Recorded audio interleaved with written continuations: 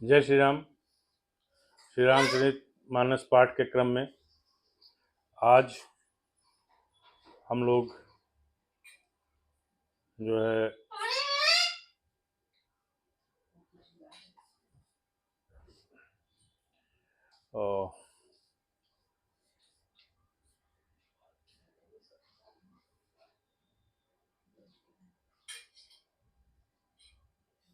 70वें दोहे से प्रारंभ कर रहे हैं, 75वें दोहे से प्रारंभ कर रहे हैं।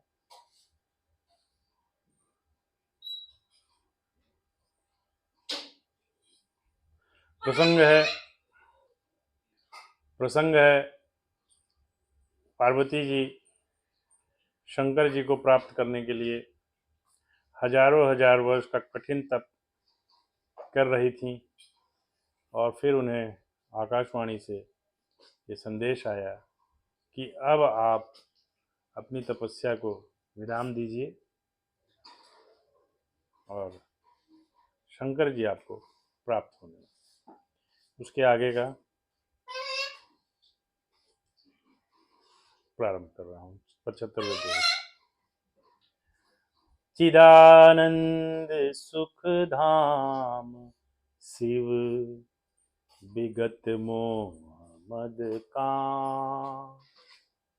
विचरहि मही धरि हृदय हरि, सकल लोक अभिराम।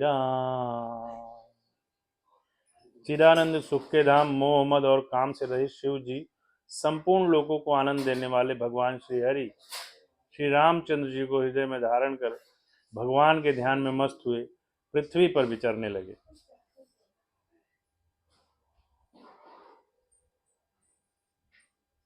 कतहु मुनिन उपदेसहि ज्ञाना, कतहु राम गुण करहि बखाना, यद्यपि अकाम तदपि भगवाना, भगत बिरह दुख दुखित सुजाना। वे कहीं मुनियों को ज्ञान का उपदेश करते और कहीं श्री रामचंद्र जी के गुणों का वर्णन करते। यद्यपि सुजान शिव जी निष्काम हैं तो भी वे भगवान अपने भक्त के वियोग के दुख से दुखी हैं। यही विधि गयउ कालु बहु बीती, नित न होई राम पद प्रीति, नेमु प्रेम शंकर कर देखा, अबिचल हृदय भगति कै रेखा। इस प्रकार बहुत समय बीत गया। श्री रामचंद्र जी के चरणों में नित नई प्रीति हो रही है। शिव जी के नियम, कठोर नियम, अनन्य प्रेम और उनके हृदय में भक्ति की अटल टेक को जब श्री रामचंद्र जी ने देखा, प्रगटे राम कृतज्ञ कृपाला, रूपशील निधि तेज विशाला, बहु प्रकार शंकर सराहा, तुम बिनु असुव्रत को निर्वाहा। तब कृतज्ञ उपकार मानने वाले कृपा रूप और शील के भंडार महान तेज पुंज भगवान श्री रामचंद्र जी प्रकट हुए। उन्होंने बहुत तरह से शिव जी की सराहना की और कहा कि आपके बिना ऐसा कठिन व्रत कौन निभा सकता है। बहुविधि राम शिव समुझावा, पार्वती कर जन्म सुनावा, अति पुनीत गिरिजा कै करनी, बिस्तर सहित कृपा निधि बरनी। श्री रामचंद्र जी ने बहुत प्रकार से शिव जी को समझाया और पार्वती जी का जन्म सुनाया। कृपा निधान श्री रामचंद्र जी ने विस्तार पूर्वक पार्वती जी की अत्यंत पवित्र करने का वर्णन किया। अब विनती मम सुनहु शिव, जो मोह पर निज ने, जाई विवाहु शैल जहीं, यह मोहि मांगे दे। श्री रामचंद्र जी प्रभुवर शंकर भगवान को, महादेव को समझा रहे हैं। क्या समझा रहे हैं? कह रहे हैं कि हे शिव जी, यदि मुझ पर आपका स्नेह है तो अब आप मेरी विनती सुनिए। मुझे यह मांगे दीजिए कि आप जाकर पार्वती जी के साथ विवाह कर ले। कह शिव यद्यपि उचित अस नाही, नाथ बचन पुनि में कि न जाही। सिर धरियायसु करिय तुम्हारा, परम धर्म यह नाथ हमारा।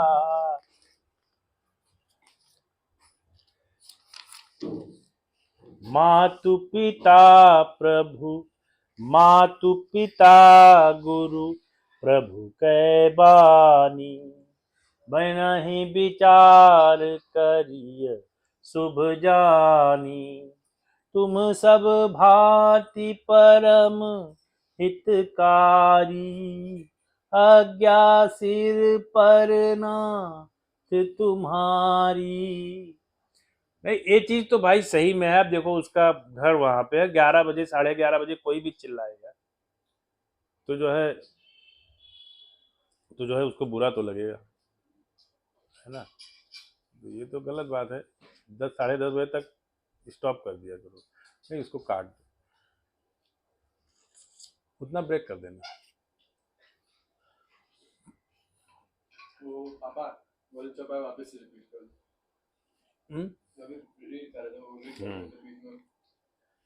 कह शिव यद्यपि उचित अस नाही, नाथ बचन पुनि में कि न जाही।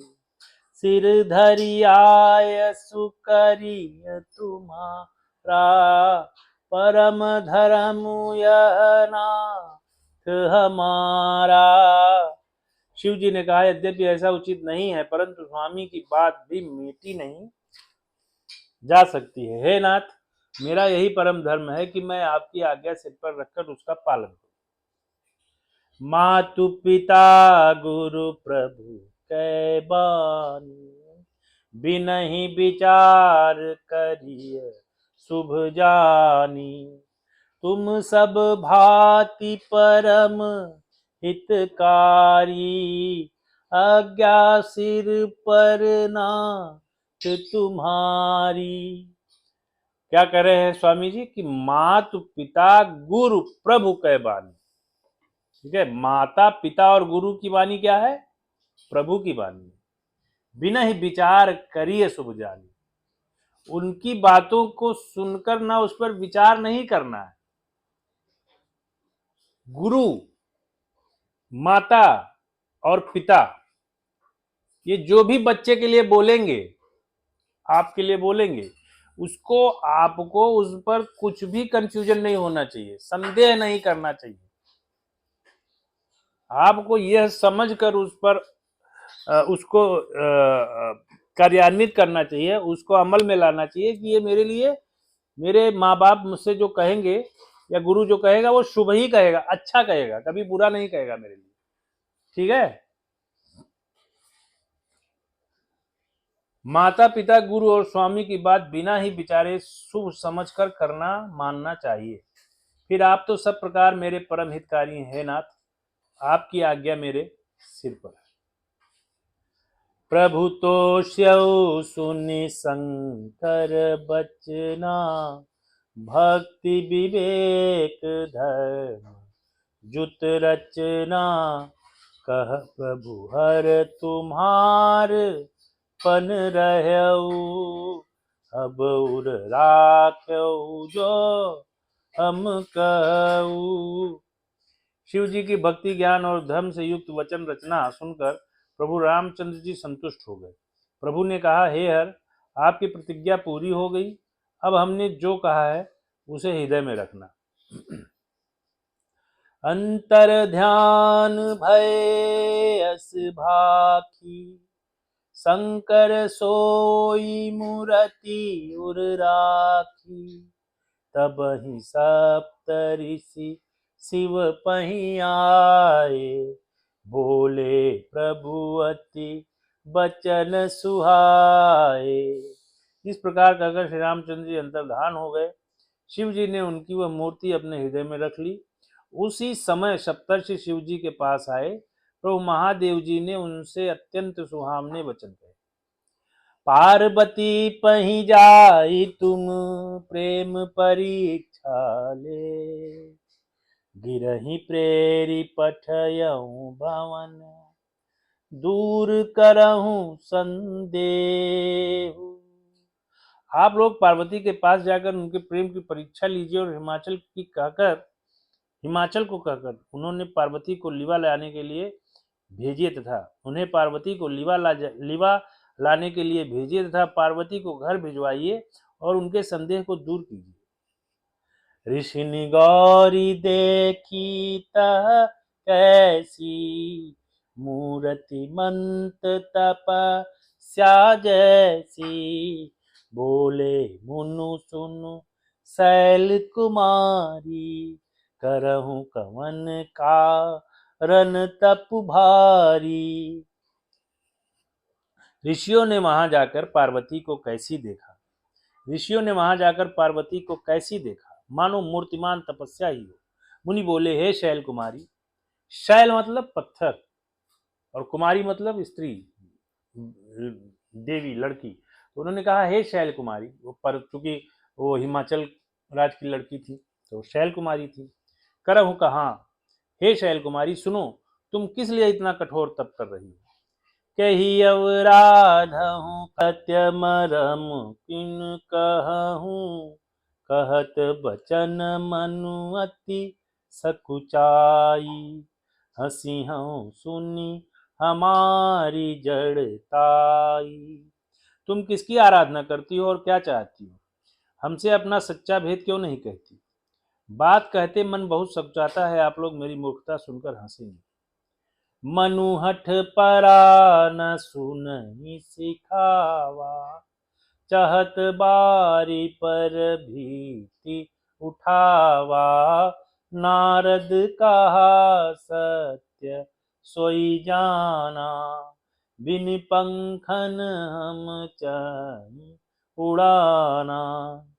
मन ने हट पकड़ लिया है, वह उपदेश नहीं सुनता और जल पर दीवाल उठाना चाहता है। नारद जी ने जो कह दिया उसे सत्य जानकर वह बिना ही पंख के उड़ना चाहती है। देखहूं मुनि अविवेक हमारा, चाहे सदा शिवहि भरतारा। हे मुनियों, आप मेरा ज्ञान तो देखिए कि मैं सदा शिव जी को ही पति बनाना चाहती हूँ। सुनत बचन बिहसे ऋषय, गिरि संभव तब दे,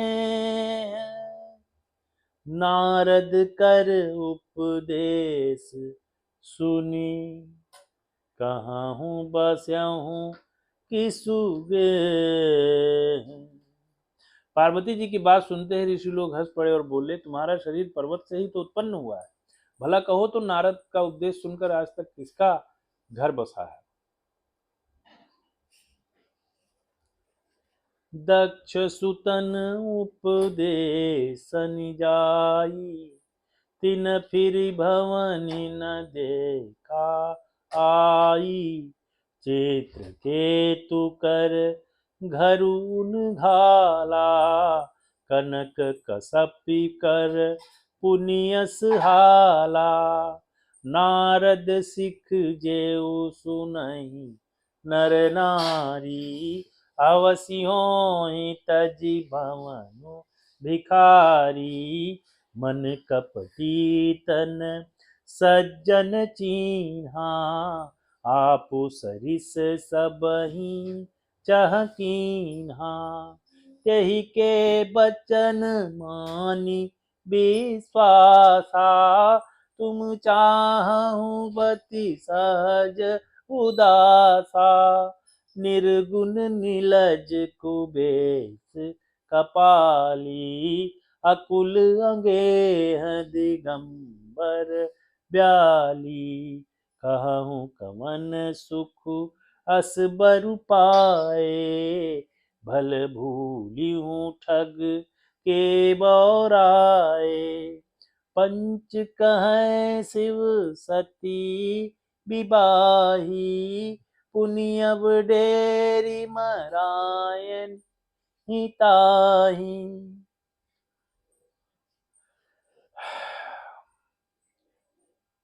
दक्ष सुतन उपदेश जाहि, तिन फिर भवन न देखा आई। चित्रकेतु कर घर अनुघाला, कनक कसिप कर पुनि अस हाला। अर्थात उन्होंने जाकर दक्ष के पुत्रों को उपदेश दिया था, जिससे उन्होंने फिर लौटकर घर का मुंह भी नहीं देखा। चित्रकेतु के घर को नारद ने ही चौपट किया, फिर यही हाल हिरण्यकश्यप का हुआ। नारद सिखजन सुनहि नर नाही, अवश्य हो इन तज भवन भिखारी। मन कपटी तत्सज्जन चीन्हा, आप शरीर सब ही चनकीना। जो स्त्री पुरुष नारद की सीख सुनते हैं वे घर बाहर छोड़कर अवश्य ही भिखारी हो जाते हैं। उनका मन तो कपटी है, शरीर पर सज्जनों के चिन्ह हैं, वे सभी को अपने समान बनाते हैं। तेहि के बचन मान विश्वासा, तुम चाहो पद सहज उदासा। निर्गुण नीलज कुबेश कपाली, अकुल अगेह दिगंबर व्याली। उनके वचनों पर विश्वास मानकर तुम ऐसा पति चाहती हो जो स्वभाव से ही उदासीन, गुणहीन, निर्लज्ज, बुरे वेश वाला, नर कपालों की माला पहनने वाला, कुलहीन, बिना घर बार का, नंगा और शरीर पर सांपों के लपेटे रखने वाला है। कहाऊ कवन सुख अस बर पाए, भल भूले ही ठग के बौराए। पंच कहे शिव सती विवाही, पुण्य अवडेर मरायन हिताय। ऐसे वर के मिलने से कहो तुम्हें क्या सुख होगा। तुम उस ठग नारद के बहकावे में आकर खूब भूली। पहले पंचों के कहने से शिव ने सती से विवाह किया था, परंतु फिर उसे त्याग कर मरवा डाला।